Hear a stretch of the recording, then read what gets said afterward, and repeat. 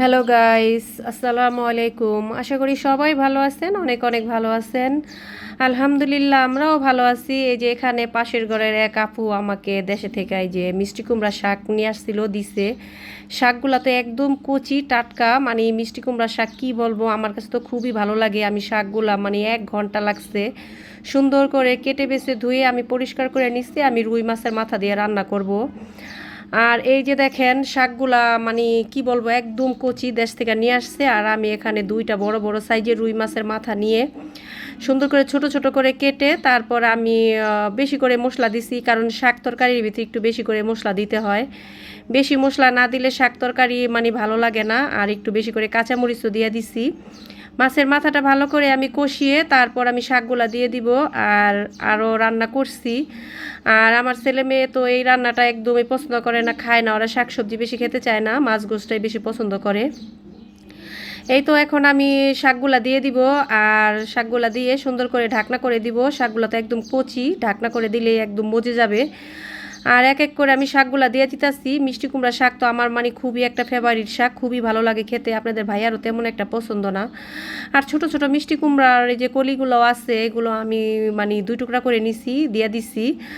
এখন আমি শাকগুলা দিয়ে একটু হালকা নেড়ে চেড়ে, লাড়তে তো পারবো না কারণ কড়াইটা একটু ছোট হয়ে গেছে। আর শাকগুলা মজে গেলে এই কড়াইটার মধ্যে ঠিক হয়ে যাবে। ওই যে দেখেন শাকগুলা মজে গেছিলো, মাঝখানে আমি একটু ঢাকনা করে দিছিলাম। আর মাছের মাথা তো আমি অনেক পরিমাণে দিছি, বেশি করে মাছ দিলে খেতে ভালো লাগে। আর এই শাক দিয়ে মাছের মাথাটা কারা কারা রান্না করে খান, কার কার পছন্দ সবাই জানাইবেন। আর আমার কাছে তো খুবই ভালো লাগে। এই যে দেখেন শাকটা একদম মজে, সবগুলা শাক কলম দিয়ে দিচ্ছি, মজে একটু হয়ে গেছে আর শাকটা খাওয়া হয়ে যাইব। আর শাকের কালারটা সবুজ থাকাকালীন আমি নামাই ফেলামো, সাথে একটু আলুও দিছি। এই আলুগুলাও খেতে ভালো লাগে। এগুলো আলু মুন্সিগঞ্জের, আমাদের দেশে মুন্সিগঞ্জের আলু। এই আলুগুলা খেতে খুবই ভালো লাগে, লাল আলু আমি খেতে পারি না। তাই আপনাদের ভাইয়া খুঁজে খুঁজে আমার জন্য এই সাদা আলুগুলো নিয়ে আসে। আলুগুলোও মানে সিদ্ধ হয়ে গেছে। আর বেশি পরিমাণে আমি পানি দিব না, শাক তরকারিতে বেশি পানি দিলে খেতে ভালো লাগে না। আর অল্প পরিমাণে শাক পানি দিয়ে রান্না করলে শাকটা খেতে ভালো লাগে। এই তো শাকটা প্রায় হয়ে গেছে। এখন আমি একটু জিরার গুঁড়া দিয়ে দিব, জিরার গুঁড়া দিয়ে নামিয়ে নিব। এর মাঝখানে দেখেন আমার ছেলে মেয়ে কী করতেছে।